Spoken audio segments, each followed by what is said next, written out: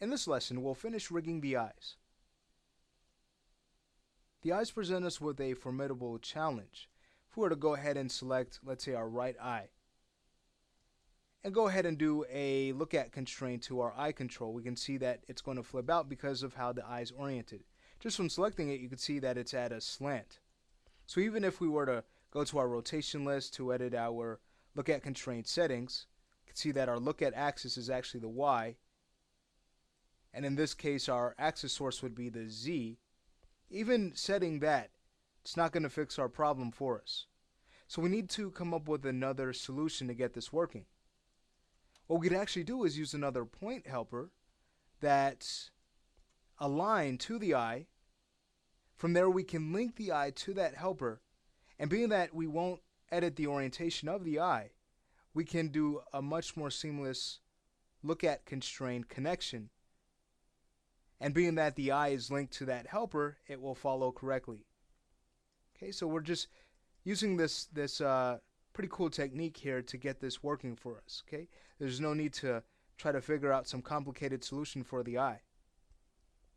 So let's go ahead and create this. We'll go to our create panel, head over to our helpers, create another point helper. Go to the modify panel, let's make this a cross, and we'll quick snap it to the eye with Shift A. From there we can adjust its size, maybe bring that to about, let's say 10. Alright, what I'm also going to go ahead and do is clone another from this, so we can press Control V, make it a copy, choose OK, and align that to the left eye to take care of that. Let's go ahead and rename these. We'll probably want to head over to our layer manager and freeze the character. Alright, so the one on the left side we can call PTCTRL underscore L underscore I01. Copy the name and rename the right side. Now before we do any linking, let's go ahead and go back to our layer manager and unfreeze the character temporarily. If we were to go ahead and select the right eye, we can actually see that it is instance. Okay, there are no settings to adjust here under our modify panel, but there are with the left. So again, here's that instance trick. If you want to remove an instance, what I'm going to go ahead and do is simply clone this eye with Control V, make it a copy. There are the settings. Now we can go ahead and create a layer. We can hide this and go ahead and select the original right eye and delete it. Then I'll go ahead and unhide, and there we have it. Alright, so from here we will make the default layer the active.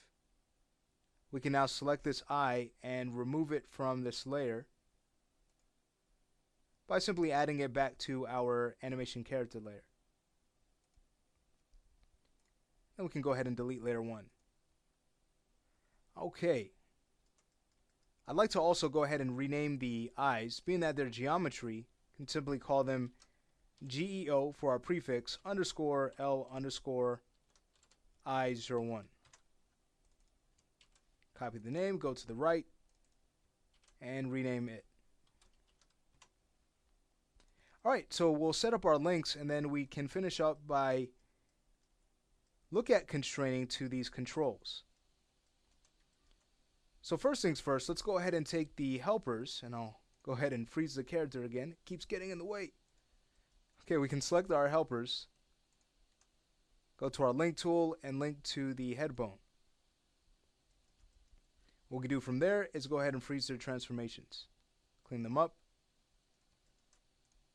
Now selecting the eyeballs, so we'll need to go back to our layer manager,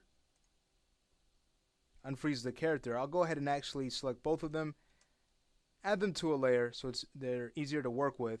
We can hide the character from here, and then it's just a matter of linking to the helpers.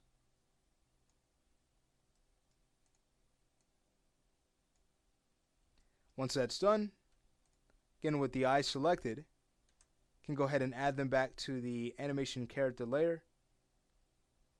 Go ahead and make the default layer active and delete layer 1. Then bring the character back. Alright, so now we can go ahead and freeze the character again. Alright, now we can set up our look at constraint. So, starting with this right eye, we can select its helper. Go ahead and choose look at constraint and connect to our control. It's going to flip out, yes. But now what we could do is head over to our rotation list to adjust our look at constraint options. And again, this look at axis is actually the Y axis. You can see that looking at our manipulator, so we'll choose that. And there we have it.